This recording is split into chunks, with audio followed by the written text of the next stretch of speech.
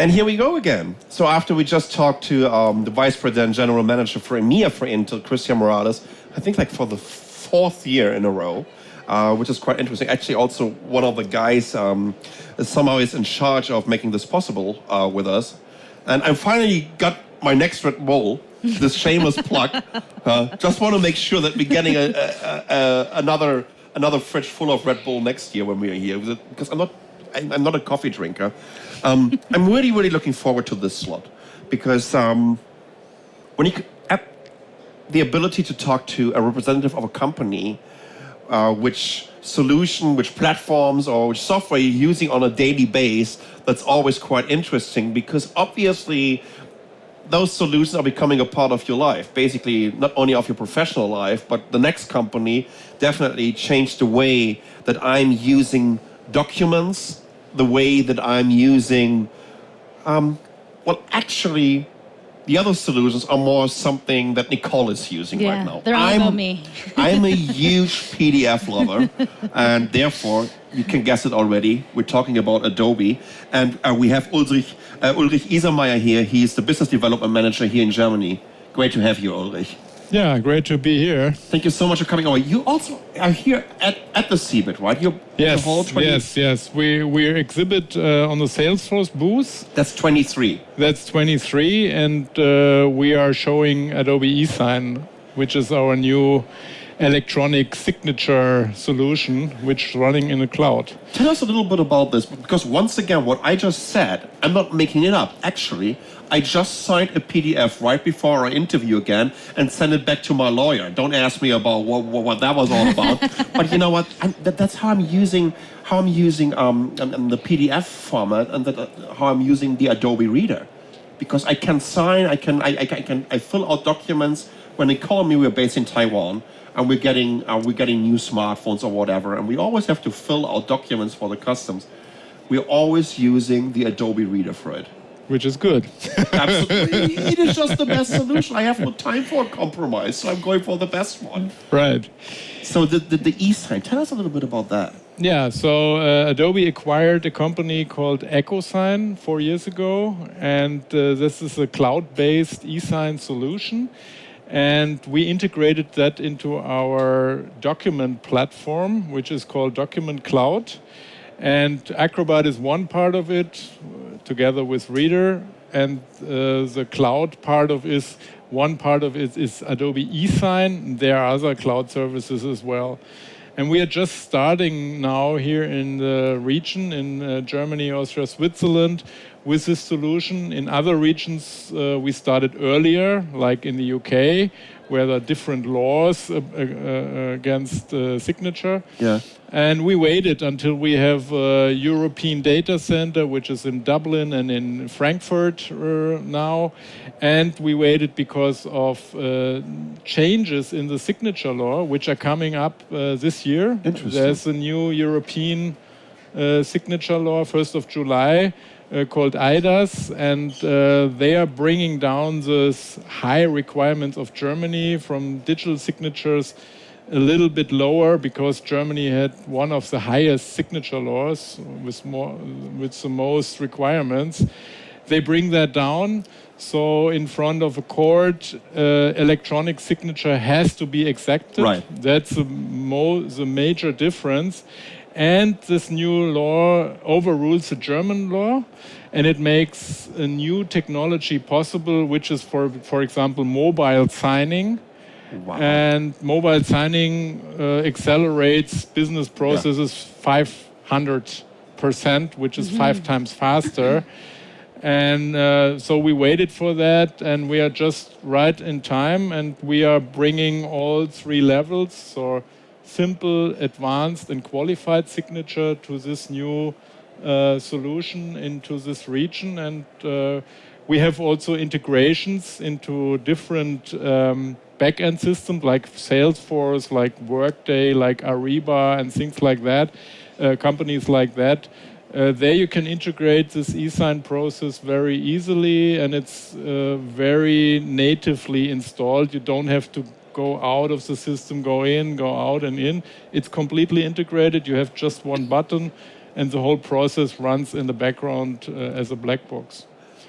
So that's a quite new topic. I mean, digital signatures are very old. We have that in Acrobat since ever. Right. And since 2005, we had a qualification for the German market for qualified signatures together with Open Limit sign queues and the Sparkassen institution. And now we have this based on cloud services. And it's so easy to use and so simple. A lot of companies are in this digital transformation, and they want to bring down everything to electronic processes. They want to have communication with their partners, with their customers on a very fast way. And customers don't necessarily have to go into the office or have to send back and forth paper and sign it by hand. You can do it with your smartphone when you're going for skiing and you have to sign a contract, which is very important. You just pull out your smartphone, sign it with a finger. As you do. Press the button and it's done, and that makes things so much easier. Well, it's very interesting. Over the past maybe 6 weeks, I've had to take a lot of questions about people buying new devices, especially people in business. And a lot of the defining moment where I'd suggest something, they're like, "No, but I need a pen." I'm like, wait, hold on. You're actually deciding what device you need to buy based on its ability to use a pen. And I was like, why don't you just use Adobe? I kept on asking this, and some people hadn't actually thought about it, right? That they think that they have to make an entire $1,000 purchase based on one actually obsolete concept. Yeah.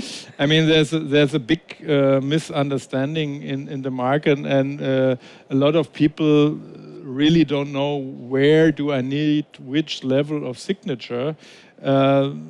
And I think this new signature law helps a lot because it clarifies, it makes it a little bit simpler. We are trying to explain that as well, that you can use a simple signature with just your smartphone for 90% of all contracts which you are bringing back and forward, because most of that is just not necessary to sign on the highest level. There are still some documents which need to be even signed by ink. If you marry, for example, you can't do it on the iPhone. There's a couple things you can't get around. And qualified signature is needed in everything which has to do with money wash law. So where you can have a transaction with banks or for example, a life insurance with capital that you have to sign on the highest level, of course. But most of the other documents can be signed in a simple way.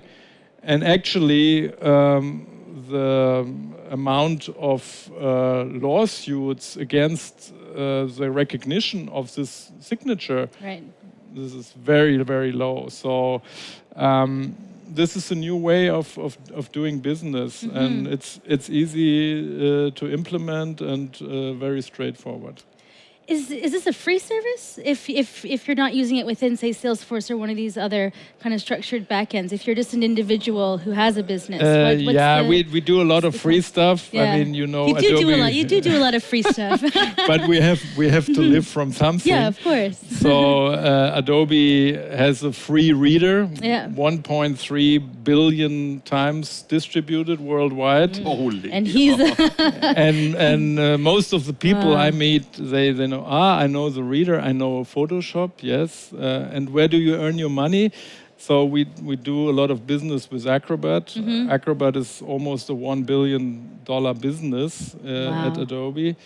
And we have a lot of other technologies and a lot of other business. But if you are asking about eSign, what about the price? This is, of course, not for free. So we charge on a per user base or on a transactional base. Transaction base. So the cheapest way you can get into that is a subscription of Acrobat, which is about 15 euros per month. That's the cheapest way. There you have the e-signature, e-sign service for free included. If you have already Acrobat and not rented but bought, you can rent just the e-sign service for about €7 per month. Okay. And then we have the professional version and the enterprise version. And the enterprise version is about €550 per seat per year. Okay. Okay, so a realistic business expense then, nothing too outrageous. But very, it's very calculated. realistic, The ROI is very fast. Yeah, I mean, absolutely. if you just calculate the time, what you can save because of this process, this is enormous. I mean, even in my life, having to find a printer would be impossible. We don't have a printer anymore. I don't have a printer. You don't have a CD anymore. Also, no Okay. Did you mention that it actually changed with netbooks back in the days? 2007, when they brought all the first EPC, it had no optical drive anymore. No optical and then drive. then people were bragging about this when the first MacBook Air came out. Oh my God, there's no CD No drive CD anymore. drive. Right? And now we don't have a, you know what, I think I have a printer at home somewhere. I don't even know how to get them installed anymore. Because every while and then this is actually happening, that people are asking us, oh no, could you please send us the original of the invoice? So I just sent you a PDF, where I even signed it with a digital signature. They're like, no, we actually need a fax. We need a fax. Yeah, That's even better. I've been requested Actually, this a few times. there is an option inside the e-sign service that you can use the fax. So you print that out, you sign with your ink, you put it in the fax machine, and that goes to a Frankfurt server number that scans this fax and puts it back with a barcode inside the e-sign process. So amazing. You can use both. Another amazing example. So I bought an online ticket for the Deutsche Bahn, got on the train. Of course, I have no printer. Sorry, I can't print it out. I was using an 11.6-inch notebook, which is in terms of the format and the size, basically a DIN A4 format. Right. So I've had this PDF because they're sending you a PDF. So I have it open in the Acrobat reader, and this train guy from the Deutsche Bahn, the ticket officer, tried to check it and said, you didn't print it. I said, yes, I did. I printed it. This is the PDF. It's the exact same size, of a print format. It's actually the same size. And he said, no, you can't accept it. I said, you know what? You just have to scan the QR code on there. I even have my credit card with me. So what's the point? Of course I printed it. It's printed on my screen with a PDF file. And they accept the barcode on the app as well. Of course, yeah. But still, it was a little bit of back and forth. This is actually where I realized how you guys somehow killed the printer for me. Absolutely. Somehow you brought us a lot closer to the paperless office. We would be a complete 100% paperless office if we would say, you know what, we're not putting anything into our inbox anymore. It's just what's coming from our environment that doesn't make us a paperless office. What's happening in our whole process, how we're running the business, is 100% paperless. Yeah. That's exactly a huge problem, that we would be able to do it 100% paper-free, but because of, let's say, old thinking, because of old laws, because of institutions who really want that they really to be printed love out, paper, we waste a lot of paper. We don't save trees, we don't save forests, we just waste this, and it's possible. Just people have to do it and decide the right way and don't stand on their old positions. Their old positions, absolutely. So it's actually very exciting that this new law has come about, because I know in other geographies it's been a lot more flexible for much longer. Yeah. In the Commonwealth area, there the simple signature is valid against the law, so they use it all the time. It's no problem at all. Even other countries are a little bit faster than Germany, like Austria, for example. They can decide very easy. They have a signature card called Bürgerkarte. Okay. The German Personalausweis, that failed more or less because most of the people don't have the certificate on the signature on their Personalausweis, the new one. Okay. So you can't do anything with it, and but what I wanted to say, a lot of institutions should change their mind, and we are in the 21st century, and we could do a lot without paper. We could do a lot. We need to talk about also another. Well, I'm not so into it, but Nicole is the expert for this. It is just too complicated for me. No, don't get it wrong. I'm just, I'm just this click and rush guy somehow. And Nicole is the one that is trying out all the different features and is really getting into the complexity of the software. And I love your Creative Suite. Creative Cloud. The Creative Cloud, yes.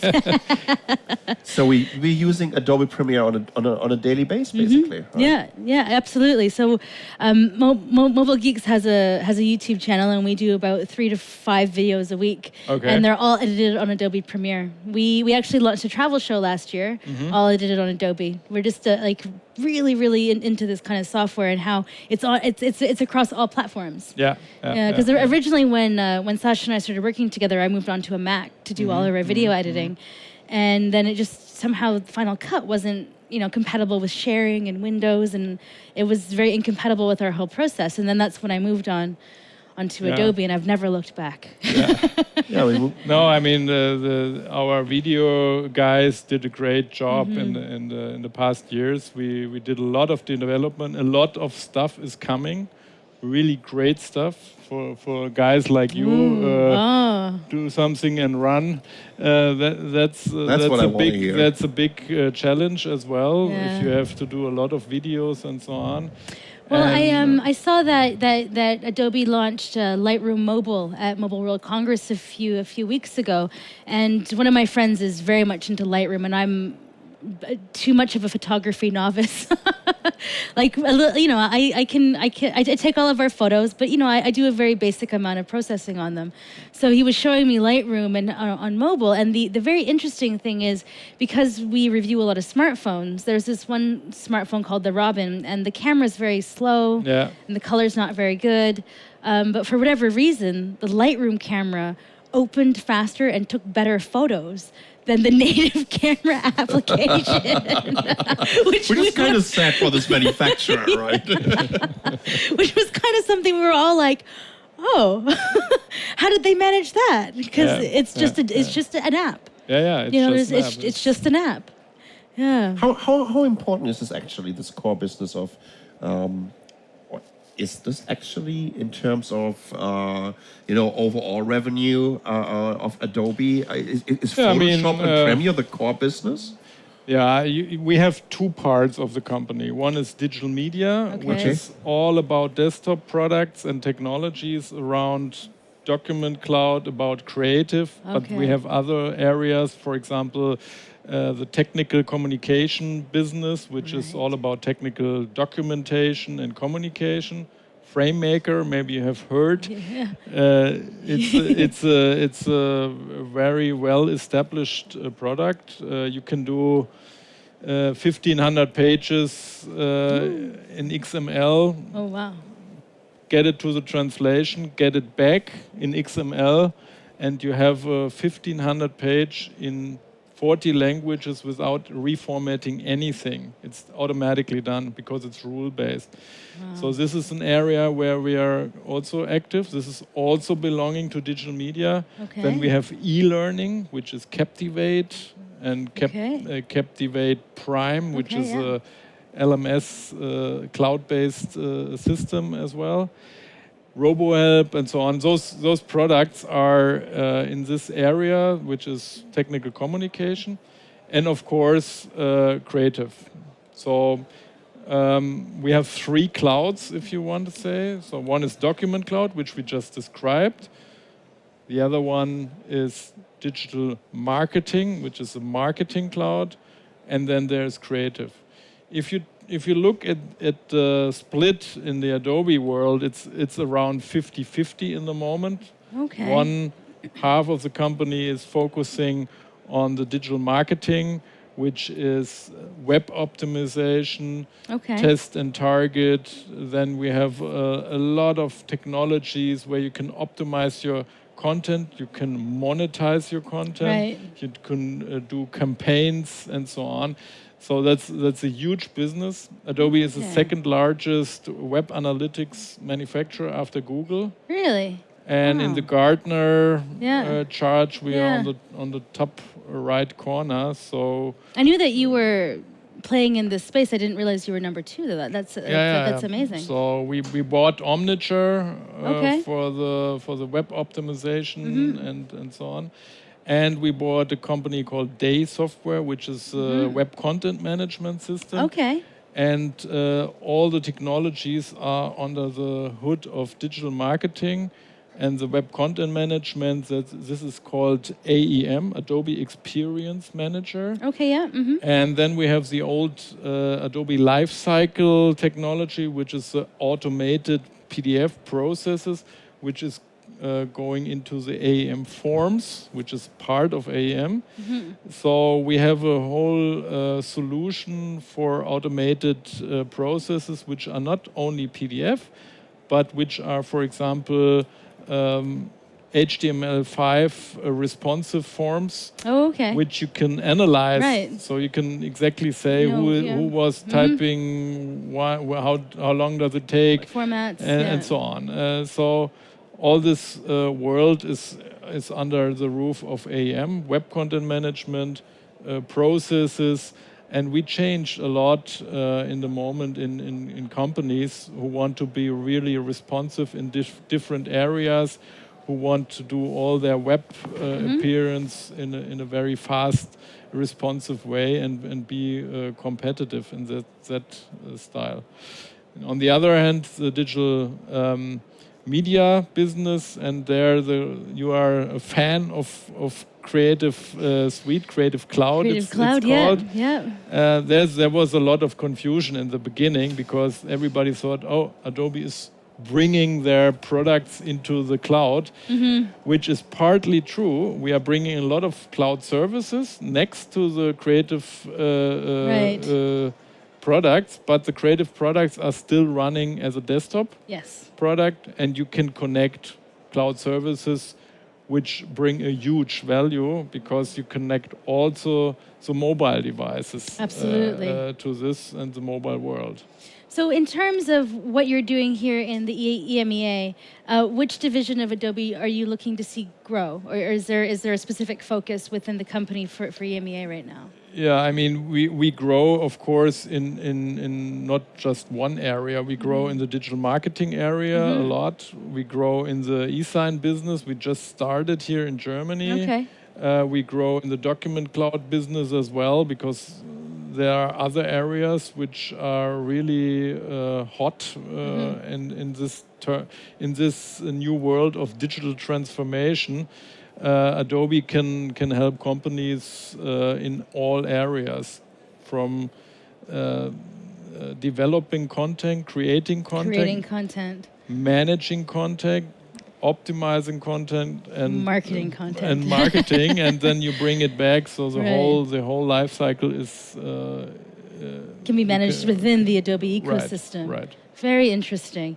Since I only play mostly with just the content creation, I have to say that I'm a huge fan of the kind of processes and the way that you can kind of easily move between Apple products and Windows products and onto mobile and onto iOS and onto Android. And there seems to be no real limitation in the way that the products are used. It's all very seamless in terms of the thought process behind navigation. So I mean that's always the thing that I've enjoyed the most. Yeah. And I mean mobile helps a lot when you're on the way, when you're traveling and so on, and you have a great idea. I don't know if you have ever experienced Adobe Capture. That's an app where you just do a photo, and for example, you're a designer, interior designer. You see something nice, you do a photo, and it automatically picks the colors in this room, and out of those colors, you can get your color profile, which you can use in Photoshop, in Illustrator. You can create your web pages with Dreamweaver, Right. or you can design your brochures with that with InDesign. So it's very straightforward, and we call that libraries. So we have libraries which you can store, which are personalized, and that can be used from the mobile device. And you can even distribute that to your coworkers so they can work with the same creative libriries. Excellent. So now you're telling me about more things I can become addicted to. Awesome. Well, you see, Ulrich, I can't even ask you a question anymore because obviously Nicole is just applying for, I don't know, a new job as a product manager with Adobe or something. Well, Could be. but as I said, basically, in the whole introduction, there are some companies out there that changed my daily life, and Adobe is definitely one of them. The way I'm using your products, I would have a really, really hard time if your products wouldn't be available. It's that simple. I'm using them on a daily basis. Good to hear. And once again, there's a reason why I'm using your product. I just have no time to make any compromises. I'm actually right now hunting for a new laptop. And I'm making the decision on which one to buy based on how well it integrates with Adobe. Okay. I'm actually Maybe we should put some hardware recommendations on the website. No, I have them, but but that's just the thing. It's that, like, when it comes to like video editing and like heavy multimedia, the way you can write down the specifications, but the way when you're stressing your machine, how the thermals interact and how it handles the loads, and all of these things are like they're highly personal about how you try to like use the content and kind of stress out the individual machine. So I've been kind of going through a couple, and so I'm actually working on a series of like which machine is the best one for the Adobe Creative Cloud Suite. Right. No, we have invested a lot of research in optimizing our products and using the graphic board power for Photoshop, for Illustrator. I don't know if you have seen that. When you zoom in a large photo, which is going seamlessly without refreshing and so on, you can go on a pixel level, and we are doing that also for Premiere. So we tried to get most out of the hardware, which is good and which makes it a lot faster. So it's interesting. Just one second, so I have to talk about one more thing. So actually, just behind him in the glass there, Intel's built this rendering machine, right? And so they actually have one on Windows and one on iOS. Yes. And so I've been using. They have the whole Adobe suite loaded on there, and then this machine has like 80 threads and like a RAID 0 PCIe card. It's like all the crazy race car like desktop stuff, and it's interesting that like I'm using it and it's very fast, but then you start to talk to people about like, well, what could Adobe do differently, or what's this hardware, because this is leading stuff. There's no machine out there with 80 threads as a render machine. This is huge. This is huge, right? Yeah. And so then it became like, well, is the software optimizing the hardware, right? And but Adobe never would have imagined an 80 thread scenario. But at the same time, this is the interesting stuff that we're starting to see people want to play with, right? That they're getting this, that the hardware is really kind of entering into this space and I mean, people have to work with more content.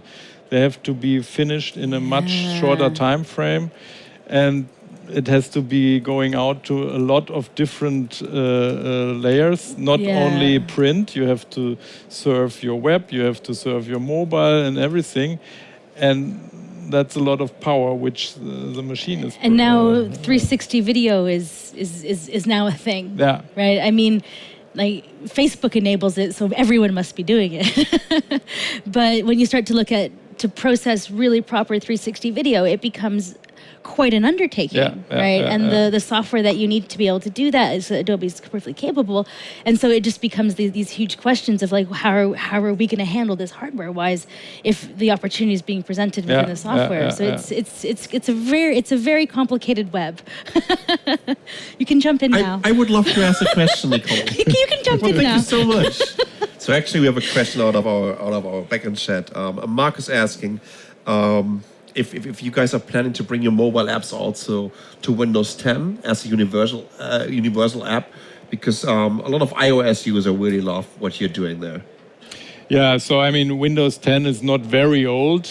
We are in good working together with Microsoft. Yeah. So engineers are hanging together a lot of time. Yes, I mean, we bring in the future native Windows 10 apps as well. In the moment, you just don't see too much of that in the moment. But we are bringing that. Yeah. Well, fantastic. Ulrich, thank you so much for joining us here in the Tech Lounge. Wish you good luck. You have a pretty amazing booth over there in Hall 23, right? That's not ours. It's not ours, but but you're part of an amazing booth. we are part of that. Yeah, that's true. Yeah. Very good. So, wir haben jetzt einen kleinen Break. Das nächste Stop wird wieder auf Deutsch sein. Deswegen switche ich schon mal rüber. Und zwar geht das mit Neuwerk los um 4. Und danach haben wir dann unsere Standparty, weil ich glaube, das Finale der Blogger-Tour, die CeBIT, siehst du, ich weiß, ich muss in die 1 gucken. Ich kann das so gut, ihr müsst die 2 einfach komplett für mich wegpacken. Dann gucke ich dann nicht mehr rein. Ich will immer in die Mitte gucken. Sorry, ich muss das einfach sagen. Das Ende der Blogger-Tour, die CeBIT organisiert, wird hier sein, bei uns auf dem Stand. Und dann haben wir heute noch ein bisschen Festivitäten mit lecker Essen und dem einen oder anderen Kaltgetränk. Und ich werde vor allen Dingen währenddessen die ganze Zeit ein paar Interviews mit interessierten Bloggern machen und nach Eindrücken von der CeBIT fragen. 16 Uhr geht's weiter, 16:30 Uhr die Standparty, ihr könnt mit dabei sein. Bis gleich.